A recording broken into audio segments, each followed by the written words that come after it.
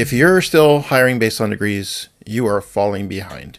I'm Mike Roberts, and I'm a technologist building the playbook for earn and learn pathways. I help companies create apprenticeships for high-wage, high-growth careers across technology and healthcare. If you're relying on keeping up with Joneses in terms of the fanciest colleges and the latest degrees, you are quickly going to find yourself falling behind your competitors. We're seeing a huge shift towards skills-based hiring, especially with AI touching so much of our workforce and it moving so quickly. There is simply no way that a traditional college or university can keep up with the pace of what you will need to be hiring for, which is skills-based hiring. Whether it's work-based learning opportunities or you have pathways to upskill your incumbent workers to make sure that they're staying in lockstep with the changes that are happening all across our economy.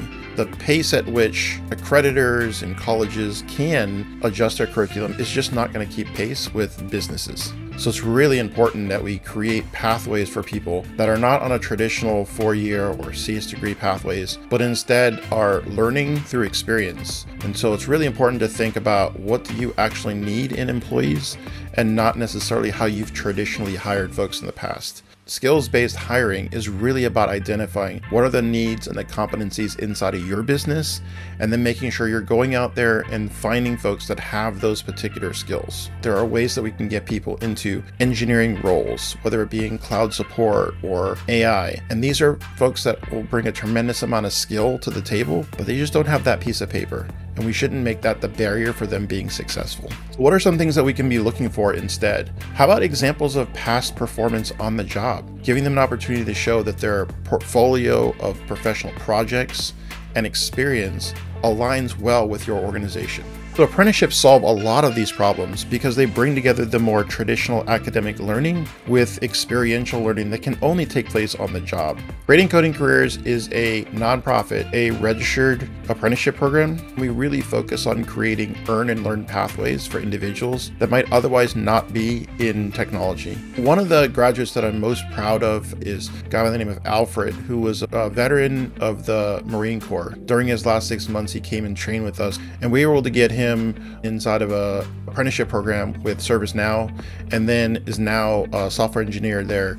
They were able to very confidently make a decision to hire him into a permanent role, and he's still there today. It really shows how someone with no CS degree background can come into our organization, gain the fundamental skills they need to start ramping, and then get that hands-on experience on the job that allows a manager to make a decision. So Alfred's been there for a couple of years now, and I think it's really a testament to when companies invest in talent, the employees will stay longer. They understand that you've given them a chance. They're much more willing to stay the long term when you've made the kinds of investments that folks make when they invest in apprenticeships. Creating an apprenticeship pathway can create an opportunity for people to earn a living while they're learning on the job, and giving companies a chance to get an earlier look at talent that they otherwise might not even have on their radar. One of the reasons why a lot of companies choose to invest in apprenticeship is they look at it as a long-term strategy rather than just a short-term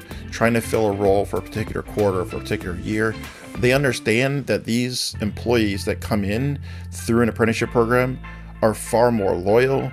They are easier to retain because they're still on that learning curve, and they tend to just want it more than individuals that may have all of the pedigree in the 4-year CS, but they don't bring some of those transferable skills. While they may not have all of the skills they need, they have enough of the skills for them to pour into them and feel like there's amazing potential for them to be great software engineers. So companies that value attracting and retaining talent, apprenticeships is one of those levers that you can use to hit those goals.